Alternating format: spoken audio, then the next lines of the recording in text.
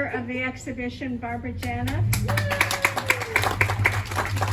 Barbara has been a guest curator at the Bolinas Museum a number of times and has a long career in the arts. And these two are longtime friends, so welcome and thank you. Well, let me start off by saying that I just had lunch at Sally's beautiful garden, which I'm sure you've all been to, and if you haven't, please go.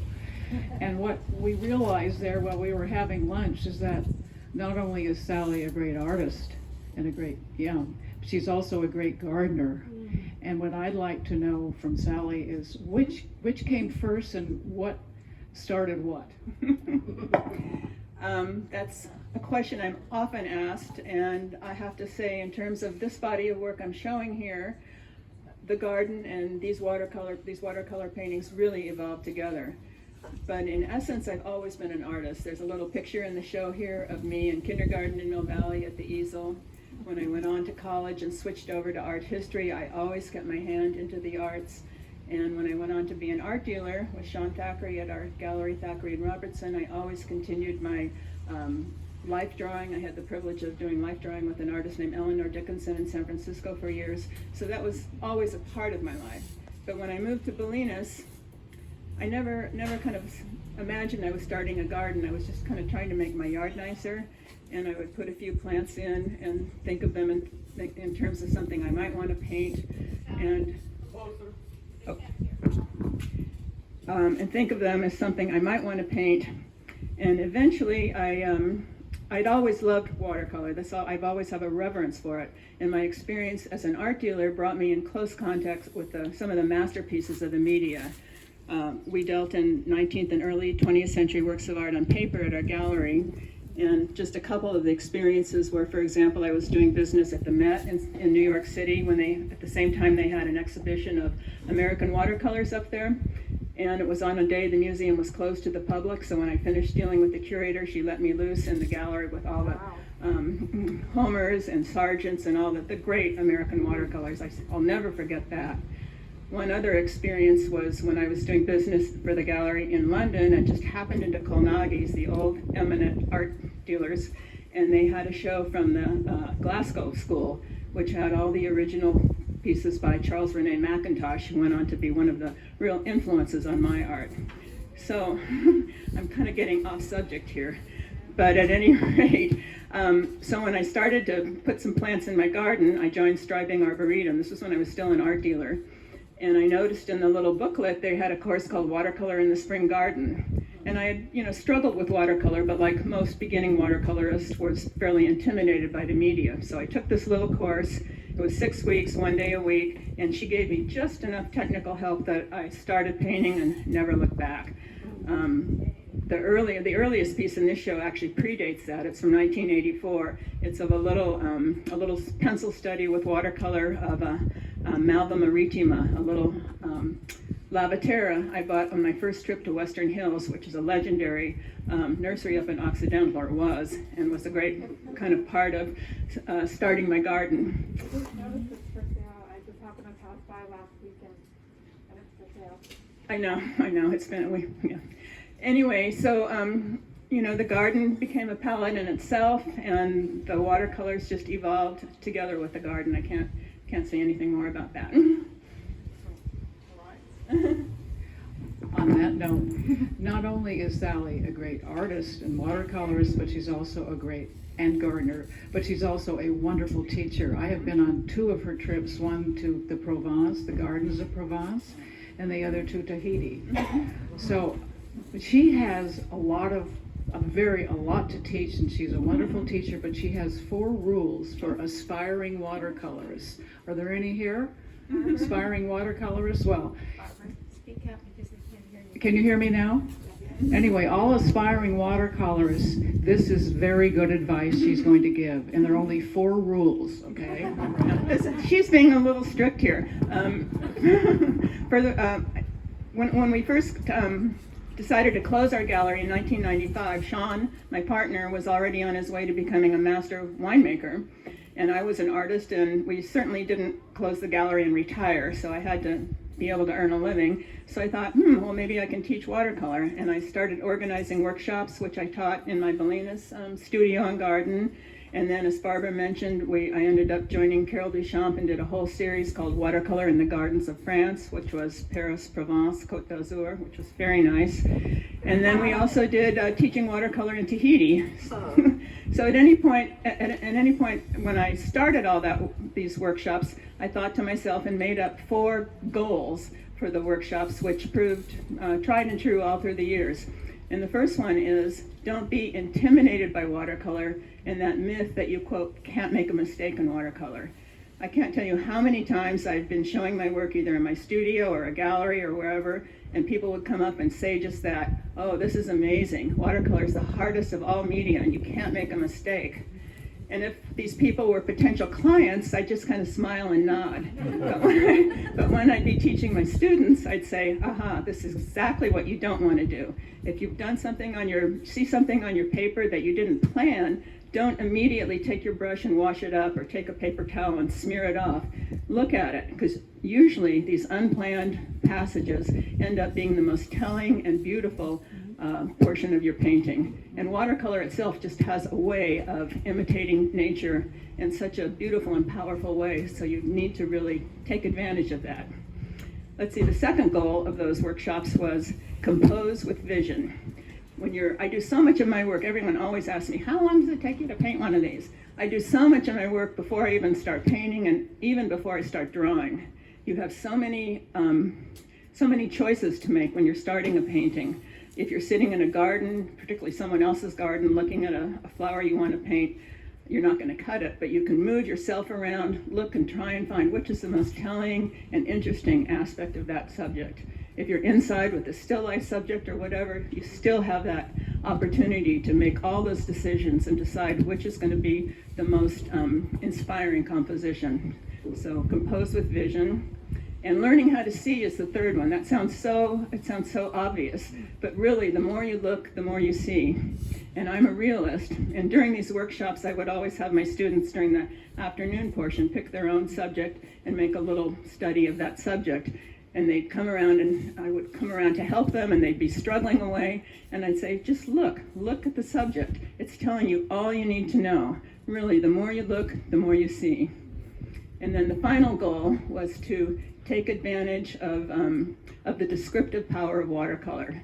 And in a way, that's kind of combining the first 3, but also it kind of speaks to my credo, which I'd always tell my students, is that there is a painting in every petal. And I work very wet into wet, but within a defined area. So you can just let the watercolor do its thing, guide it a little bit, and it will become more real than if you were struggling to make a very scientific study of that plant. Does that answer your question? Does anyone have any technical questions about watercolor they'd like to ask, like paper she uses, brushes she uses, paint she uses? You can ask a question and she will gladly answer. Was there anything? I have a question, but it's not a technical question, is that okay? Do you have a place you'd like to go paint once travel feels more reasonable? No. Okay. You know, I'm so happy being in my garden and working there. You know, if any of you haven't visited the garden, it's going to be open again tomorrow, the last day of the show, from noon till 4-ish.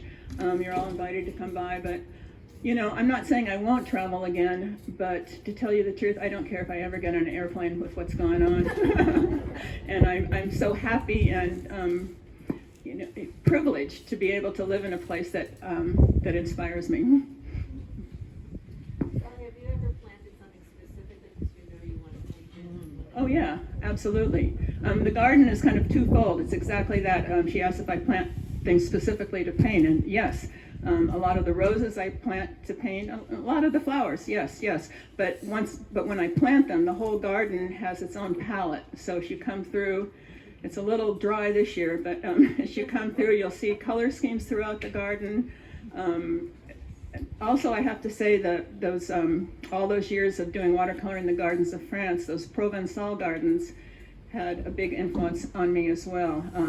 They're not so much about individual flowers, but about the shapes of shapes of shrubs. So when you go through my garden, you'll see not only these amazing Monterey cypress that look like magical clouds or whale, people see different things, but just the wonderful shaped shrubs that are the backbone of the garden. Question, as an art dealer, did you develop a critical eye which later helped you in your own personal art, or are they just worlds apart? No, good question. No, I mean, every art dealer, an art dealer is judged by their eye, you know. I mean, you develop relationships with curators and museums and whatnot, and that's what you're respected for absolutely. I think that's very true. I mean, we dealt at a fairly high level in works of art on paper, and I like to think that overflows into my own work. Yes, Wayne. So, what type of paper do you prefer? Do you ever stretch a paper? No. And what paper surface do you like? Okay, when I first started painting, I was using almost exclusively Arches, 140 pound, with those of you who know watercolor paper. I never stretch my paper. I really like the sizing that comes in that watercolor paper. It gives you a certain crispness on the surface. Now I'm using more and more Fabriano papers. You know, Arches and Fabriano are both, I think, equally good papers. There's a bright white Fabriano which brings the colors out so beautifully. And in terms of big sheets, I'm buying rolls of Fabriano and struggling with these rolls, but getting big sheets of paper on it. So, Would you talk about your orchid paintings, and then we'll do the final paintings, okay? well, there's 3 of my orchid works in the show here. Most of my paintings were either inspired by my garden or other gardens I visited, but I also had the privilege of knowing Mary Nisbet, who lives here in Bolinas and is one of the best orchid growers in the Bay Area. And one day, years ago, I was at one of her sales, and she said, "Sally, I want to show you something." And she brought out this Laelia orchid, which was like nothing I've ever seen. Not just the beautiful exotic flowers, but the pseudobulbs, the leaves, the whole thing was its own environment and a whole new visual vocabulary for me. So that started a whole nother body of work. I went on to do the posters for the big San Francisco Orchid Show for 20 years and was very involved with that. It also gave me subject matter during the winter when the garden wasn't in bloom. And in fact, being involved with the Orchid Show, which was always in February, gave me a venue in the middle of winter. So that was a nice relationship. And now, in closing, I'd like to include Sally's latest paintings for the last 10 years. I mean, you've been dealing with water in a different way than in still lifes, etc. Her koi pond has inspired her in no uncertain terms. So we're back to her garden, which is really the Giverny of Bolinas, may I say that? And it is just so wonderful, and anyone that hasn't been there, please go and look at it. And just go and look and see. Sally's going to talk about looking and seeing. Well, it's true. You know, as a watercolor artist, as any kind of artist, you have to keep challenging yourself to keep it interesting. You know, you don't want to paint the same painting your whole life. And I kind of evolved from my simple flower studies to visions of those which would be immersed in backgrounds, and then I started dealing with still life, and then got into the extraordinary facets of cut glass and crystal and whatnot. But when I started doing my work that involved my water garden and koi pond, it brought in the whole dimension of movement and a whole different challenge to try and get the movement of those fish as the water's moving and whatnot. One of the big inspirations for me on that was a contemporary painter named Joseph Raphael, who used to live here in West Marin in the San Geronimo Valley, but has spent most of his life in Antibes, France. And if you don't know his work, I urge you to look at it. He has been doing huge watercolors his whole life, but the most exciting of those to me are the ones he did of his koi and his koi pond, and they were pretty influential on me. There's several of those pieces here in the show, and if you happen to come to my studio, I have some new ones that are even taking it a step further. So that's, as I say, every artist, you have to keep challenging yourself, and that's been my current challenge. I want to mention that Joseph died a month ago. Pardon me? Joseph Raphael died. Oh, I didn't know. Oh, thank you for telling me. I had no idea.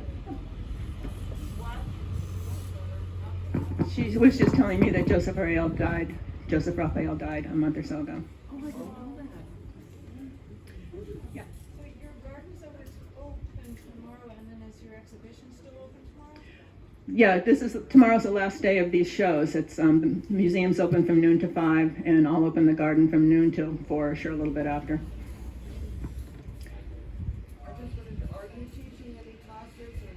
You know, I'm no longer teaching big workshops. I just had to kind of stop something. But I do private lessons. All the information on that's on my website. So I'm happy to work with one student, or you can come with a couple friends, and that works out pretty well. But I'm but I'm no longer doing large workshops. How do we acquire your work? How do you nice, thank you for asking.